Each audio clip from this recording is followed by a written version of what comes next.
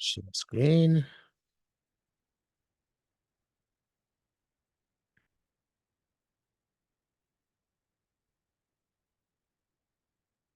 Okay, so we were talking last time about all the Shvatim who did not accomplish what they're supposed to accomplish with taking hold of their land appropriately. And the last puzzle we did was puzzle Lamadal. We'll take it from there again. Vayilchatzu, oops, Vayilchatzu.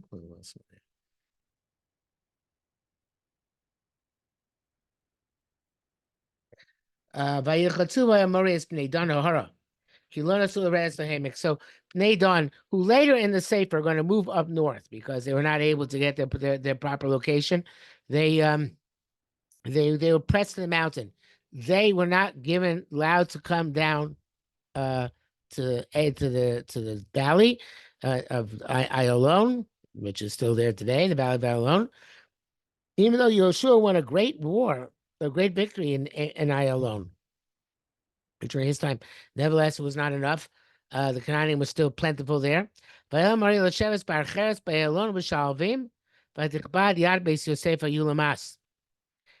the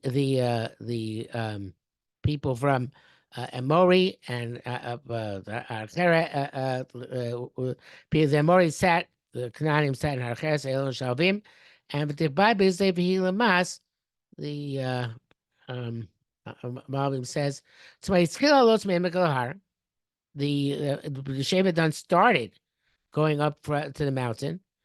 And they start going and having Shia Bahar, which is in the mountain, Mahilom Shalvim, Shia Be'emek, which with those which are in the valley. When they done people who Sheba done themselves were not able to overcome all these towns. Until Beis Yosef and neighbors came to help them out. Tichbad Yasbe so safe. And Beis Yosef was successful, and they're able to defeat, at least in a limited extent, the Knaim there. Chozos Vayulamas. They didn't destroy the Canaanites wherever they were able to conquer. They taxed them. Shagam Shataylam Akachas Musar, even though they should have realized this is bad. Well, Rishon, they should have destroyed the Canaanite Lashmido and annihilated them. Because they saw they're going to constantly be a source of friction and generate war. They didn't do that. They just took from them amount of taxes. Odd. They determined where where their boundaries would be between the two of them. Now, Dawn by itself would not have been able to do even that. They needed the Shevet Yosef, Ephraim, to come down and help them out. And even then, after the people from Shevet Yosef helped out people have done, they did not, the Canaanim there evidently did not accept Shevet Mitzvah, and they were not destroyed or booted out of the land like they should have been. All they did, and it's not clear even Shevet Dan got the vet taxes. Whoever got the taxes from them, but they were able to stay there in the land. And it was like, it says the Malbim, next pasuk, he says, in this pasuk, he says, they made a treaty with them. They said, okay, this is our land and this is your land. So in the middle of Eretz Yisrael, there was a partition. They partitioned the land to the land of the Jews and the lands of Canaanim, which went on for hundreds of years. So there was this definite and distinct presence of Canaanites in Eretz Yisrael, even though Hashem had said, do one of three things: either destroy them, kick them out, or make them Shemitz Noach. They didn't do anything. They perhaps they weren't warlike enough. Perhaps they were tired from all these years of fighting. They just decided to let it slip. Okay, so in the big day sheish, I write on page Chafei. Confusion about Kech Ladas Lahalon, like as it's going to become clear to us later on. But Parashas Shimshon Pesach Micha. At the end of towards the end of the Sefer, we're talking about Shimshon and about Pesach Micha, which was Shevet Dan had a lot to do with. Shevedon, Hamasi L'chol Machno. Shevedon used to travel last in the midbar. Used to gather everything which was lost by the other tribes. Hayayarutzu Shvatim. It was considered to be the lowest among all the Shvatim. The Uvda Zos, this fact, Mishtakfa Bamidbar was reflected in the midbar. So Parsha Shlach, the end of Parsha Shlach, B'Shalach, the end of Parsha Shlach, Shabir Lona Chazal, Shem Ayu Eila Shapota Samanon. These are the ones who were rejected by the cloud. B'Yochlem Amalekim, and Amalekim were able to overcome them. That's the Tanchuma and Kitetze Yulav and Rashi Ches compared to Zan Pasuk Tevsov. V'Yezanei B'Chol Konochshim Acharecha. That it says they were able to tail the Amalekites, all those people who fell behind the main camp of the Jews. And Chazal say, the Amalekim cut off the bris milah of the members of Bnei Dan. They would toss them with mockery towards HaKadosh Baruch Hu. So, what is that coming to symbolize? It's coming to symbolize that Canaanim said, these Jews, they think they're holier than us. They have this bris milah, which they think makes them holy.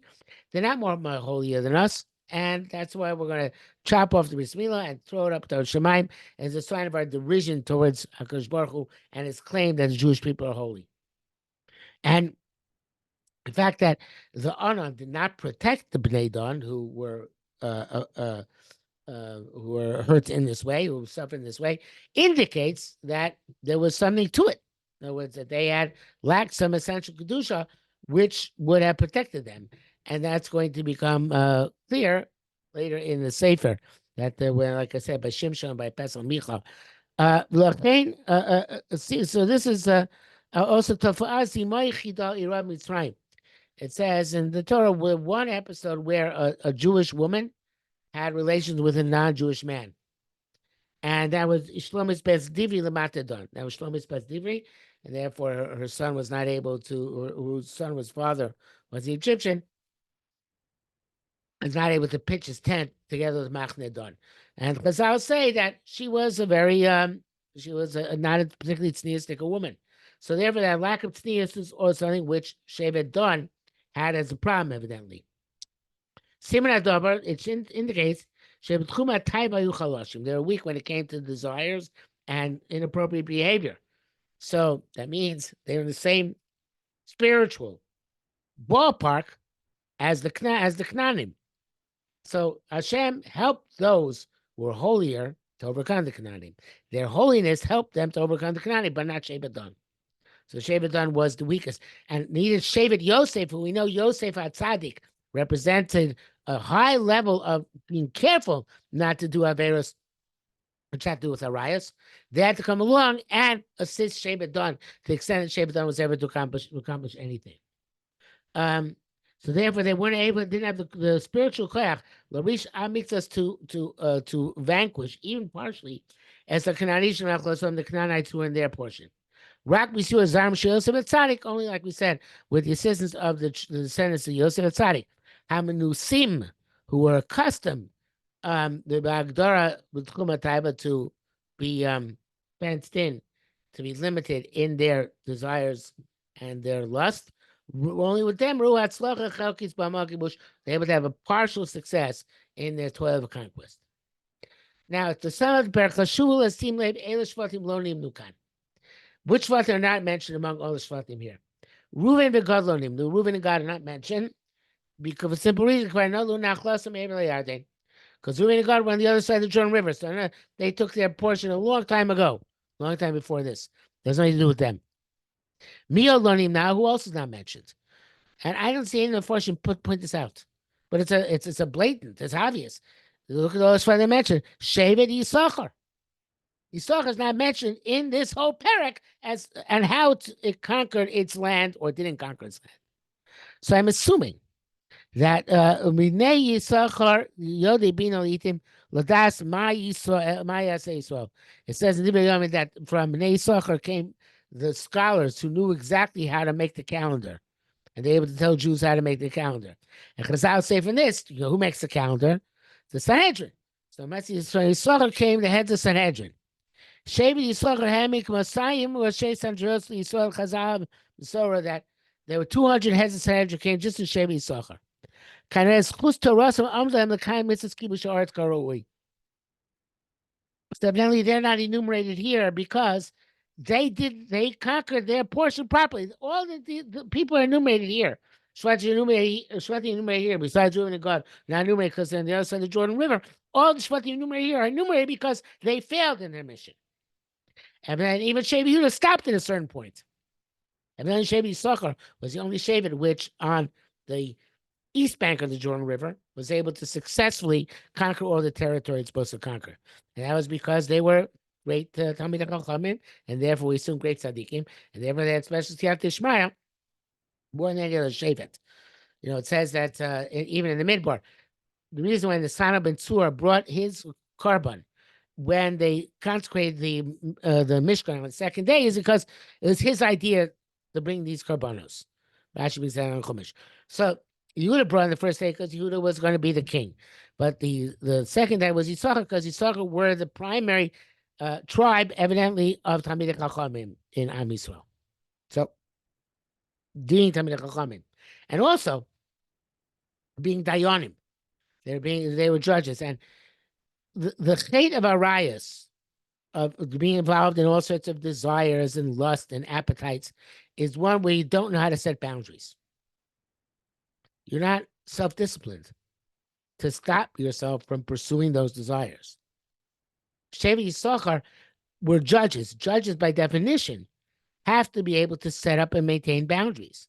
What belongs to who, what, whom, what belongs to the other guy, right? That this should be given from one guy to another guy. So they know they're good at making boundaries.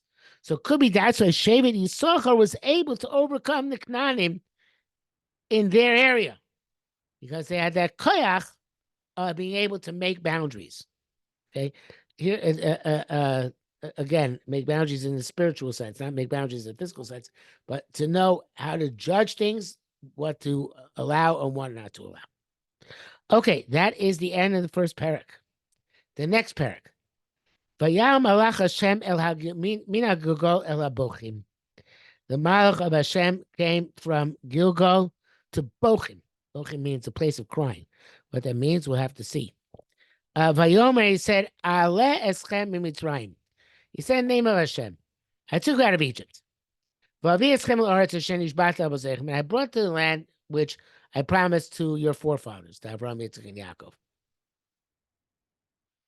V'omar, and I said, Lo eferes b'si eschem l'olam. I said, Hashem says, I made a bris with you. I made a deal. And I said, I'm not going to ever cancel that bris. But I also said, Vatem lo tichursu, pasuk base, don't you yourself make a bris, Yoshvi Artzazos. Like we just said with Yosef and done. I said, don't make a bris, a covenant, a treaty with the people living in this land. Because saying titotzun. You're supposed to break down their mizbachos, their avodah zarah altars. V'lo shamatem b'koli. You didn't listen to me. Mazos hasisem. What have you done? The guy Mamarti, and I also said, Lo garesho som ibnechem. I'm not. So I also said, okay, you know what? I promised I was going to help you out and and kick them out of the land. I'm not going to do it. I'm not going to do it. Because you're not keeping your part of the bargain. I'm not can't destroy you, right? That's a saying I promise I'm not going to do. But you should know, I'm not going to destroy them. But they're going to be for you like thorns. And their gods are going to be a stumbling block for you. In other words, you'll see, you're going to come to a Avodah Zarah. Because you didn't listen to me, do what I asked you to do, terrible things are going to happen. When the angel of Hashem spoke these words to all the Jews, the nation raised up their voices and cried. Vayikra Shem Hamakom Bochim, and that's why they call the name of the place Bochim. by his b'chushlam Hashem, and they try to do tshuva by bringing karbanos to in order to atone for their sins. Okay, so let's see the big day on this. HaMefarshim Ivar page Chavav. HaMefarshim Ivarim. The Mefarshim explain Shemalzo Novi Pinchos HaKohen. It's interesting because very often you have a malach appearing in Sefer Shoftim. Those are Sefer Yeshua, but more in Shoftim. So the question is it the actual malach or is it Pinchos? Who was a malach in the sense that he was a messenger of Hashem. So most of the Farshim say that this is Pinchos. Pinchos udmusa mistarin to Sefer Shoftim. Pinchos is a fascinating figure in Sefer Shoftim. Every so often he shows up, gives a prophecy, and then disappears for decades or hundreds of years, and then he comes back again and gives another prophecy. He's this really mysterious figure. He never became a shofet, even though he was very, powerful, but had a very powerful influence. He was like a hermit. He stayed away most of the time. He shows up and then disappears many times. The master calls during the long period of the Shoftim. Maybe later on the Sefer we're going to send more what his job was. It seems that Pinchos' mission here is connected with what he did in the Torah. The Torah, Beshitim,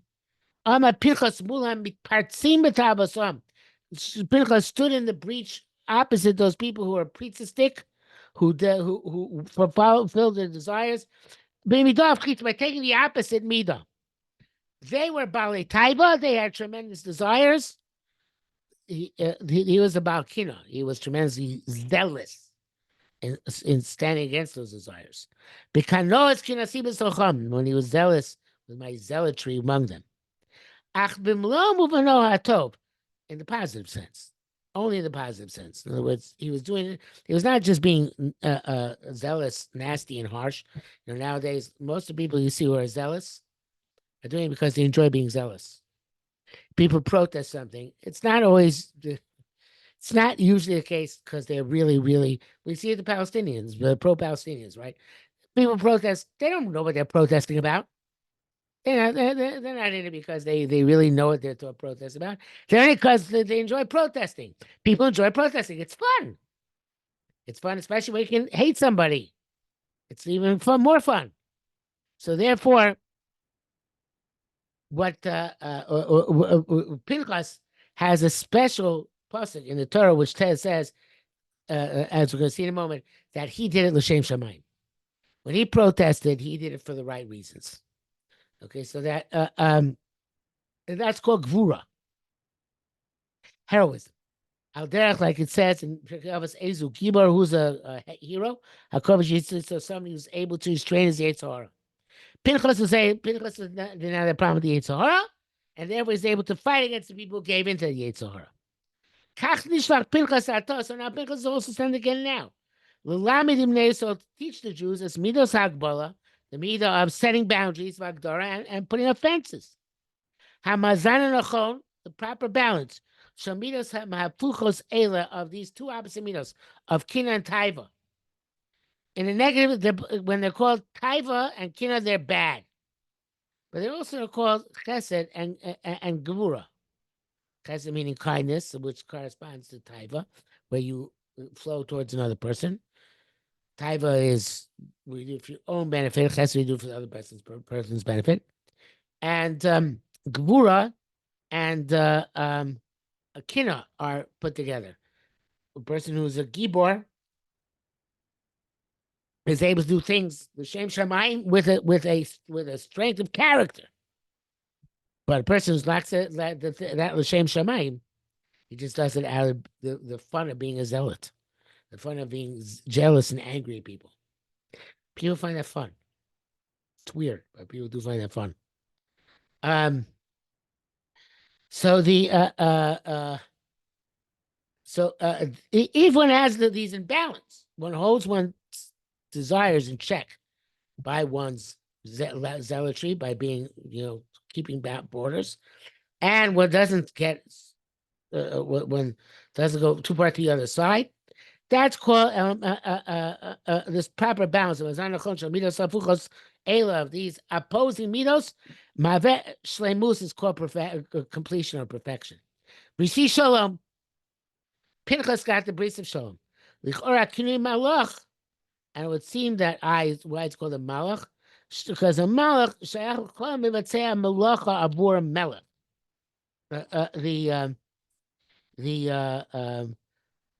A person who does the fulfills the will of the king is called a Malach, language of Melech. In other words, he's a representative of the king. Right? A Malach is like the king's number one man, I guess you could put it. Melech with an aleph, the Malach, right? So he's the king's agent. So that's why even in the Vim are called Malachim. Even rabbis are called Malachim because they represent Hashem. Though he said in the footnote here, brings down from Achem Beresh Vahikra Rabba Isa Nikra Pinchas Kan Malach. Why is it called Malach? Mishum Kasher Ruach Hakodesh Yashorela. When he used to have Ruach Hakodesh, Boris Klapidim, his face was like on fire. You find by Moshe Rabbeinu they had to wear a mask because his face was like fire and nevuah. Even when he didn't have a nevuah by Moshe Rabbeinu. But by Pinchas we had nevuah, so then he was like a fire, and therefore he's called a malach. Okay, Mishtalech Pinchas min Gilgal. Pinchas is sent from Gilgal, as it says here. The first pasuk it says, in part, Vayamar Hashem min Gilgal. Why from Gilgal? So there's also a message. Sham Sefer Yeshua. So Yeshua says, "Rishonim us takes them Mitzrayim." For the first instance of Egypt, Kimum Neisos Mitzvah Milah. Gilgal was where the Bnei Yisrael, according to many opinions, they didn't do bris milah in the desert at all. Only Shevet Levi did the bris milah in the desert because it was dangerous. Okay, so the first time they did it, after 40 years, was when they came to Gilgal. So there, they did the bris milah. Going back to the top page, now Hakli Agadol, which is the great tool, Shenika Kosh Baruch which Hashem gave us in order to purify as Taibas Alcheimer our material desires. In other words, we're given the bris milah as a tool to make us less balei taiva, that's to make us less people who are less pursuing their desires. Magil, so he sent from there. In other words, Hashem says, go from Gilgal to remind them of the power of the bris milah, which I want them to try and use now. So the Magiahu Eitza El Bochim. He comes to a place called Bochim and Mashmus Hashem, the meaning of his name, as we saw a few seconds later, is Bar Alam Birkeu, comes clear later in the parak. All right, I'm going to skip the rest of the paragraph here. It's not so important. It really is repeating the name of Tzadok, what we saw in the first footnote in the name of the Medrash, that why it's called a Malach is because when he had a prophecy, it was like an angel. Okay, so in Pasuk base, Pinchas came on and says, we're supposed to make a bris, an agreement with these people, right? You're supposed to destroy their mizbachos, and you listen to me. What'd you do? So, there's an amazing statement, which we didn't do the psicha. I wrote an introduction to say if we didn't do it. It's an amazing statement Chazal making Gemara and Sanhedrin, where it says, "Lo avlu yisra avodah zara el k'dei lahati len gili arayis v'fresia." Jews always knew that avodah zara is baloney. They never went in for avodah zara for real. There was no avodah zara was sheker, but they wanted to have inappropriate relationships. They wanted to be involved in arayis, and if there's a God. Our God, he's very against arayos. He's very opposed to it. So they needed avodah zarah like an excuse, like to say, okay, yeah, if we believed in God, only in God, Hashem, so then we wouldn't be able to do arayos. But we believe in other gods, and those other gods are not so makbid arayos. So therefore, we want to do arayos. We get foreign gods. So the whole idea of avodah zarah by Jews, says the Gemara, is because we don't want to be subject to God's rules. We want to be subject to somebody else's rules, which will let us follow our own agenda. Okay, so the Pinchas Masrebi Yisrael. Pinchas tells the Jews, do not, don't leave Avodah Zarah among you. Because otherwise your type is not because you're on there Avodah Zarah. You know it's all baloney, at least on one level. But another level, you're going to say, hey, if I want to have relations with a forbidden woman, so the only way I can do it is by becoming an Avodah Zarah. So I become an Avodah Zarah. So Pinchas says, don't have such an Yisrael. Get rid of all the Avodah Zarah, because otherwise you're not going to do Avodah Zarah, l'shem Avodah Zarah, but you have Avodah Zarah for the purpose of allowing you to do whatever your heart desires. Pinchas Mitzleina Shelo Shamu V'Lo Asu. The Pinchas says in this pasuk, V'Lo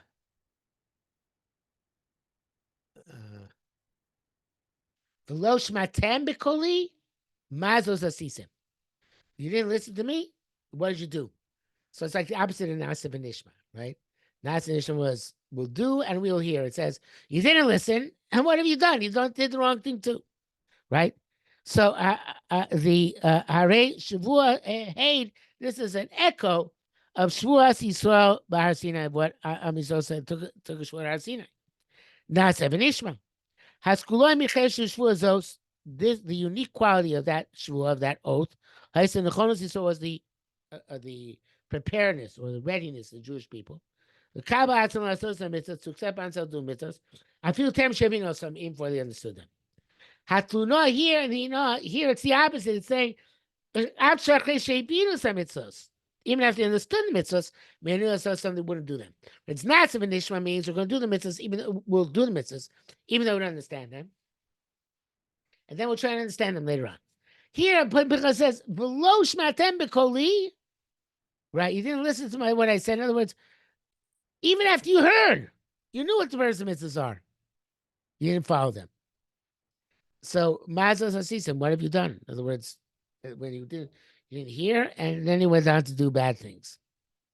Okay, so I said, the Pasuk Kimli says, I'm not going to destroy you, but I'm not going to destroy them either.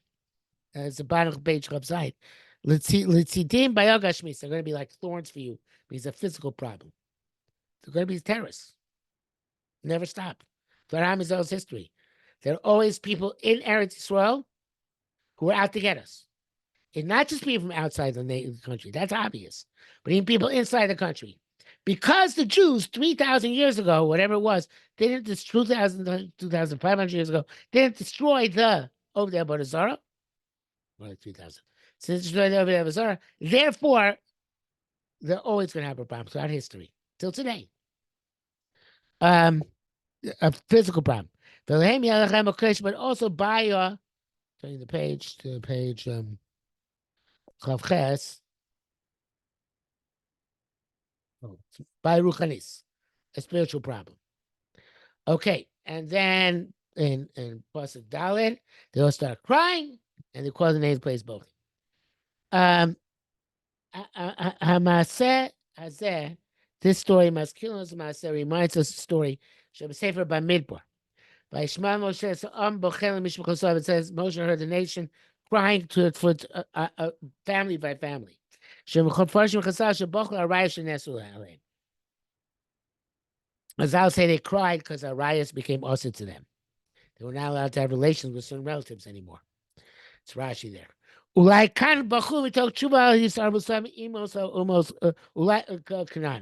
So perhaps here they cried. In the Mikvah, they cried because they're upset that they were no longer allowed to do riots. Perhaps here they're crying the opposite, because they did bring a korban, right? It says the so here they're crying the opposite, saying, okay, we messed up. Right? We were not particularly careful about our rights, and therefore the Canaanim were not destroyed by us. So there's like a tshuva, and they're getting mixed up in the nations of the Canaan. As Yetzer Tavos Ozni Sulaf Nosu Kedusha, and they wanted to take their desires for Kaiba, for bad things, and direct it at holy things. Bizvichas Karbonos, by bringing Karbonos Yoru, that it will arouse Vivatu and express as Ritzon Meso Lidabet Avin Shemaim, to connect to Hashem, their God in heaven. Okay, now, but all of a sudden, it's very weird what happens here in the next pasuk. Pasuk Vav. V'shalach Yeshua's ha'am v'yachul b'nei Yisrael ishnach l'sol reches asoretz. The we thought Yeshua died. The end of Sefer Yeshua. What's going on here? All of a sudden, Yeshua's here, sending that back home. So evidently, this Perak Base took place before Perak Aleph. Perak Aleph is what happened after they were really upset in Perak Base, time of Yeshua, and promised, we're going to destroy them, and anyway, they didn't destroy them. So the passing that the first Sefer Shoftim cuts to the chase, so to speak. It says, okay, Yeshua dies, this is what happens afterwards. And then it goes back and says, and you should know all this that happened is an outcome of their failure at the time Yeshua to listen to Pinchas when he came and told them all these things. Okay, so that it's interesting. Yeshua is still alive. This is what I write about here in Pasuk. If this makes Yeshua still alive, why does Yeshua not say this then? Why is Pinchas giving them this Musar? Yeshua was the leader of the generation. He should be the one giving them the Musar. So it seems from an early time, and this comes up again and time and again in Tanakh. It seems right after Moshe Rabbeinu, there's a division of labor between Nevi'im and Melachim. Versus Nevi'im and Shoftim, and then Nevi'im and Melachim. The Shoftim or the Melachim, the judges and the kings, they were involved with the political leadership of Am Yisrael. They were not, for whatever reason, they weren't the inspirational leadership of Am Yisrael. The inspirational leadership was the Nevi'im. And that's why throughout the Sefer Shoftim, throughout Sefer Shmuel, throughout Sefer Melachim, there are two parallel tracks. There's the track of the kings and the leaders, and the track of the Nevi'im. And I guess I don't guess. HaKadosh Baruch Hu obviously decided that it was after Moshe Rabbeinu, there's no one person who could play both roles. They're not even perhaps even a group of people who can play both roles, because there are a bunch of Shoftim very often and a bunch of Nevi'im very often. But in any event, so there's this division between Nevi'im and Manhigim. And Nevi'im are one thing, Manhigim are another thing. Okay, so Yeshua sent them home after they heard Pinchas. Vaishlach Yeshua as like we just read, has to go in conquer land. Vayavdu es Hashem kol yimei Yeshua. They worship Hashem all days Yeshua. V'chol yimei came Sharich Yomim Achrei Yeshua. And all days the elders who lived long lives after Yeshua. Asher us kol maaseh Hashem agadol asher asa Hashem liYisrael. They saw all the great things that Hashem did for Bnei Yisrael in the Midbar. In the Midbar, and they still had a recollection of this. Now, without saying interesting thing on this pasuk, Asher Rich Yomim. I bring it down here on page Kuf Test at the top. Ayin Rashi is actually from Rashi. Might as well show the Rashi. Asher Rich Yomim Erichu Shanim Lo Erichu. They lived long days, but not long years. Because they were not, when Yeshua died, they didn't give him a prosperous, they didn't give him a proper send-off. So it's interesting that what it means to say is that a person they live full lives in the sense that every day they lived a long day, they accomplished a lot, but in the long run, there's certain things they didn't do, and that's why they evidently died, all of them shortly after Yeshua. Okay, so we're going to run out of time, so I think we'll stop here for today. So let's say we got to Pasuk Zion, and we'll start next time from Pasuk Ches. Okay, thank you very much, guys. Have a good night, and have a good Shabbos. Have a great night. Have a great night. Also, some people protest it as a job. You could What? hire them. Some people protest as their job. You could hire them on the internet. Oh, that is a job. Okay, good to know. Thank you. Take care. Goodbye. Okay. Thanks for the lesson.